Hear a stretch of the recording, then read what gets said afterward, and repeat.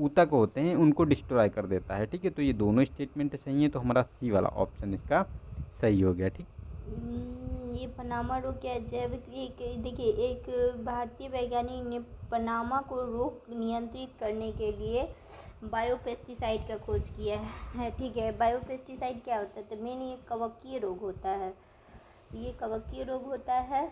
और ये पौधों को उसके जड़ के माध्यम से संक्रमित करता है और जल एवं पोषक तत्वों को वजह से जो जाइलम ले जाता है ना, उसी को वो ब्लॉक कर देता है। ठीक है, तो ये हो गया पनामा रोग।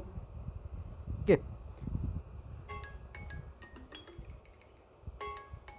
नेक्स्ट है हमारा 46। तो इसमें हाँ, भारत में रसायन एवं पेट्रो रसायन क्षेत्र को बढ़ावा देने के लिए निम्नलिखित में से कौन सी सरकार प्रारंभ की गई थी? तो फर्स्ट है कि नेफ्ता जैसे फीड स्टॉक कच्चे माल पर आयात शुल्क में वृद्धि। सेकेंड है कि रसायन क्षेत्र में स्वचालित मार्ग के अंतर्गत प्रत्यक्ष 100% प्रत्यक्ष विदेशी निवेश यानी एफडीआई की अनुमति है। और थर्ड है कि सस्ते रसायनों के क्षेपण को रोकने के लिए आयातित रसायनों हेतु प्रमाणीकरण अनिवार्य करना है। ठीक है, तो देखो अगर इसमें बात करें तो देखो ये हमारा थर्ड वाला स्टेटमेंट तो सही है, क्योंकि इसमें जो प्रमाणीकरण की जो प्रक्रिया होती है, जो सस्ते रसायन होते हैं उनके रोकने के लिए, तो ये अनिवार्य होता है उनको रोकने के लिए। और इसमें जो रसायन क्षेत्र में स्वचालित मार्ग से ये 100% इसमें एफडीआई जो है पर्याप्त मतलब अनुमति है इसमें। ठीक है, तो ये भी सही है। लेकिन अगर बात करें कि नेफ्ता जैसे जो ये फीड स्टॉक यानी कच्चे माल पर आयात में शुल्क में वृद्धि नहीं, ये कमी की गई है यहाँ पे। ठीक है, तो ये गलत है हमारा। तो हमारा 2 और 3 स्टेटमेंट सही है इसका। तो हमारा बी यानी कच्चे माल पर आयात में शुल्क में वृद्धि नहीं, ये कमी की गई है यहाँ पे। ठीक है, तो ये गलत है हमारा। तो हमारा 2 और 3 स्टेटमेंट जैसे जो क्वेश्चन है कि पेट्रो रसायन और इसको पेट्रो रसायन क्षेत्र को बढ़ावा देने के लिए। ठीक है, पेट्रो रसायन क्या हुआ? तो नेफ्ता जैसे फीडबैक पर आयात शुल्क में वृद्धि की गई है, नहीं कमी किया गया है। अच्छा, जो रसायन, नहीं पेट्रो रसायन मतलब रसायन हुआ नहीं। और रसायन शुल्क में स्वचालित मार्ग के 100% प्रत्यक्ष विदेशी निवेश एफडीआई की अनुमति दी गई है। सस्ते रसायनों के क्षेपण को रोकने के लिए आयात रसायन हेतु प्रमाणीकरण अनिवार्य करना। सस्ते रसायनों के क्षेपण को रोकने के लिए आयातित रसायनों हेतु प्रमाणीकरण अनिवार्य करना, इसको किया गया है। सस्ते रसायनों के क्षेपण को रोकने के लिए आयातित रसायनों को प्रमाणीकरण अनिवार्य करना। रसायन को क्षेपण को रोकने के लिए आयातित प्रमाणीकरण को अनिवार्य करना है और एफडीआई की अनुमति दी गई है। रसायन स्वचालित, अच्छा एफडीआई 100% इसमें भी है रसायन क्षेत्र में। और फीडबैक आयात शुल्क में कमी कर दिया गया है। ये फीड स्टॉक यानी कच्चे माल पर आयात में शुल्क में वृद्धि नहीं, ये कमी की गई है यहाँ पे। ठीक है, तो ये गलत है हमारा। तो हमारा 2 और 3 स्टेटमेंट सही है इसका। तो हमारा बी वाला ऑप्शन इसका सही हो गया। नेक्स्ट है 47। तो इसमें निम्नलिखित में से कौन से भारत के बाह्य ऋण के घटक हैं? तो बाह्य वाणिज्यिक उधार है। सेकेंड है कि विदेशी संस्थागत निवेशक यानी एफआईआई के दौरान सरकारी प्रतिभूतियों में निवेश। और थर्ड है कि मसाला बांड के माध्यम से उधार। ठीक है, तो देखो इसमें अगर बात करें तो देखो तीनों स्टेटमेंट सही है, क्योंकि बाह्य वाणिज्य उधार ये जो भारत के बाह्य ऋण का एक घटक है, और जो एफआईआई से भी ऋण लिया जाता है, और मसाला बांड के माध्यम से भी भारत सरकार को ऋण प्राप्त हो जाता है बाहर से विदेश। इसमें बाह्य ऋण का घटक कौन है? तो ये पूछ रहा है ना, तो बाह्य वाणिज्यिक उधार हो जाएगा जो हम एक्सटर्नल ऋण लेते हैं। फिर एफआईआई और मसाला बॉन्ड। इंटरनल डेप्ट और एक्सटर्नल डेप्ट का फैक्टर पूछा जाता है।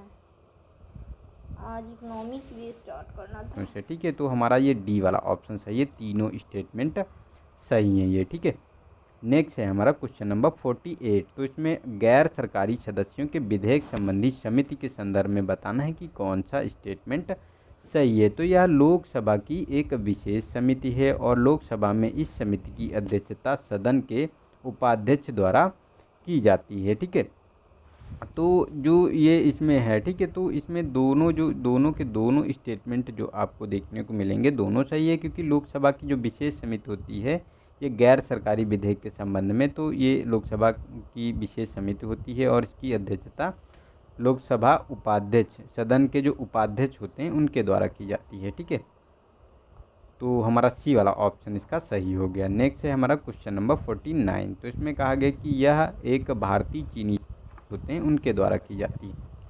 एक बहुत अच्छा क्वेश्चन पूछा है, गैर सरकारी सदस्य के विधेयक संबंधी समितियाँ पूछा है कि गैर सरकारी सदस्य के विधेयक में समिति कौन होगा। तो देखिए ये तो लोकसभा से तो बनेगा ही, ठीक है, लोकसभा की एक विशेष समिति है, तो सही बात है, लोकसभा में भी बन सकता है और फिर राज्यसभा में भी शायद बन सकता है, बट लोकसभा में तो जरूर बनेगा। और लोकसभा की समिति की अध्यक्षता उपाध्यक्ष करता है।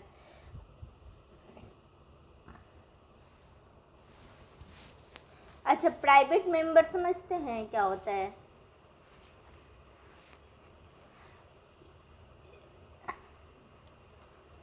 तो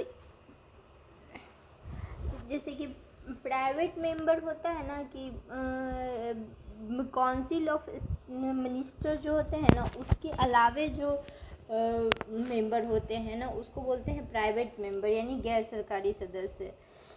तो इसमें तो लोक विशेष, तो ये देखिए वो तो बहुत सारे इंडिया में ऐसे बिल हुए हैं जो प्राइवेट मेंबर द्वारा ही लाया गया है।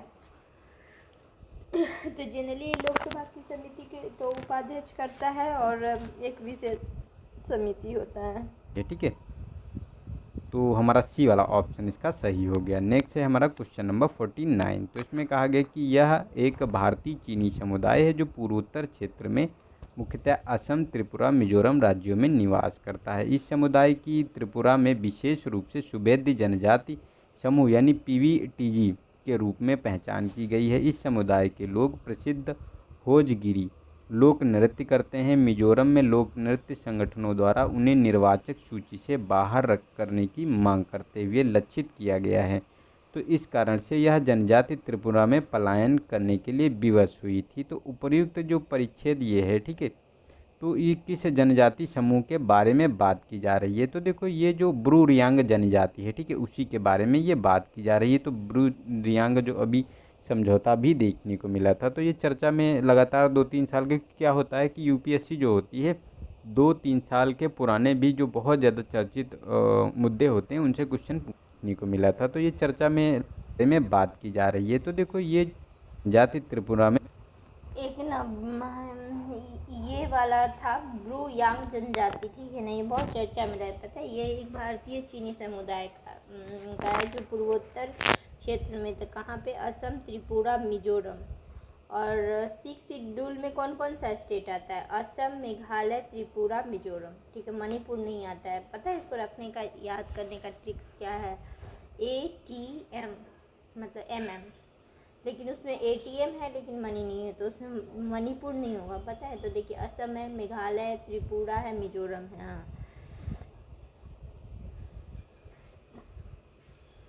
हाँ, मणिपुर, मिजोरम, मिजोरम, मणिपुर, हाँ हाँ हाँ हाँ हाँ, अरुणाचल पर नहीं, मणिपुर नहीं है 6 शेड्यूल में। हाँ हाँ, तो ये नहीं। हाँ, असम, मेघालय, त्रिपुरा, मिजोरम, 4। हाँ हाँ, त्रिपुरा इधर है, त्रिपुरा वहाँ पे वेस्ट बंगाल के ऊपर। हाँ हाँ, नीचे नीचे, हाँ हाँ नीचे।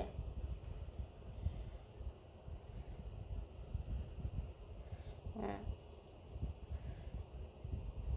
आप अभी आपका काम क्या है कि नॉर्थ ईस्ट का मैप का फ़ोटो हमको भेजेंगे और 5th शेड्यूल में 10 स्टेट है उसका भेजेंगे, और 6 शेड्यूल में 4 स्टेट है उसका नाम भेजेंगे।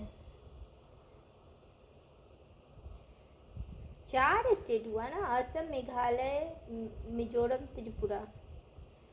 नहीं, में पलायन करने के लिए विवश हुई थी। तो उपर्युक्त जो परिच्छेद ये है, ठीक है, ये क्या है ना कि ये एक भारतीय चीनी समुदाय है जो पूर्वोत्तर क्षेत्र में मुख्यतः असम, त्रिपुरा, मिजोरम राज्य में निवास करता है। इस समुदाय में त्रिपुरा में विशेष रूप से पीबीटीजी रूप से पहचान की गई है, ठीक है ना। ये जो त्रिपुरा की जनजाति है और इस समुदाय के लोग प्रसिद्ध होजागिरी लोक नृत्य करते हैं, ठीक है। ब्रू यांग जनजाति जो है वो होजागिरी नृत्य करता है, और यह कारण त्रिपुरा में पलायन के लिए विवश हुआ है, और ये जनजातीय समूह का वर्णन किया गया है। तो ये किस जनजाति समूह के बारे में बात की जा रही है? तो देखो ये जो ब्रू रियांग जनजाति है, ठीक है, उसी के बारे में ये बात की जा रही है। तो ब्रू रियांग जो अभी समझौता भी देखने को मिला था, तो ये चर्चा में लगातार 2-3 साल के क्या होता है कि यूपीएससी जो होती है 2-3 साल के पुराने नेक्स्ट है हमारा 50 क्वेश्चन नंबर। तो निम्नलिखित कथनों पर विचार कीजिए। तो अनुच्छेद 131 के अंतर्गत भारत में संघीय विवादों के निपटान हेतु उच्चतम न्यायालय यानी सुप्रीम कोर्ट को आरंभिक और अनन्य अधिकारता प्राप्त है। तो ये हमारा सही है कि जो भी संघीय विवाद होते हैं तो उनसे इनको प्राप्त है। सेकेंड है कि केंद्रीय विधि की वैधानिकता से संबंधित सभी विवादों का निपटारा अनुच्छेद 131 के अंतर्गत होता है। तो नहीं, ये 131 के अंतर्गत सभी का नहीं होता, कुछ जो मामले होते हैं तो आर्टिकल 32 के अंतर्गत और 226 के अंतर्गत ये देखने को मिलते हैं, सुप्रीम कोर्ट और हाई कोर्ट के, ठीक है। तो ये हमारा गलत हो गया स्टेटमेंट। और इसमें थर्ड वाले स्टेटमेंट की अगर बात करें तो इसमें जो कहा गया कि केंद्रीय विधि को राज्यों के उच्च न्यायालय में चुनौती नहीं दी जा सकती। तो इसमें देखो ये हमारा जो स्टेटमेंट है ये गलत है, क्योंकि राज्यों को चुनौती जो है कुछ आधारों पर ये मतलब दी जा सकती है। ये भी अच्छा क्वेश्चन है। ये अनुच्छेद 131 के अंतर्गत भारत में संघीय विवादों को निपटाने हेतु उच्चतम न्यायालय को आरंभिक और अनन्य अधिकार प्राप्त है, ठीक है। आर्टिकल 131 के ही तहत करता है, और जो 132 के तहत होता है ना, आपको जो सुप्रीम कोर्ट में अपील का अधिकार है वो मिलता है। केंद्रीय विधि की संवैधानिक वैधता से संबंधित सभी विवादों का निपटारा अनुच्छेद 131 के अंतर्गत किया जाता है। तो नहीं, ये चलिए देखिए, सभी संवैधानिक का थोड़ी ना 131 के तहत किया जाए, ऐसे तो फिर रिट हो जाएगा। रिट को आप बोल सकते हैं, सभी को नहीं कह सकते हैं, कुछ कह सकते हैं तो ज़्यादा अच्छा रहता है, लेकिन इसमें सभी स्टेटमेंट में दिया है। 32 और 226 केंद्रीय विधि को राज्य के उच्च न्यायालय में चुनौती नहीं दी जा सकती है। तो ऐसा जरूरी नहीं है, आप उच्च न्यायालय में भी डायरेक्ट जा सकते हैं, ठीक है। तो ये गलत है हमारा स्टेटमेंट। तो हमारा फर्स्ट वाला स्टेटमेंट सही है, तो ए वाला सही हो गया। और जो ये 131 का आर्टिकल होता है, ठीक है, इसके अंतर्गत अगर बात करें तो जैसे सेंटर या राज्य में कोई विवाद है, या 2 या 2 से अधिक राज्यों के बीच विवाद है, या सेंटर और 2 से 2 अधिक राज्यों के अंतर्गत अगर विवाद है, तो इसी के निपटारे का ये इसमें बात की जाती है।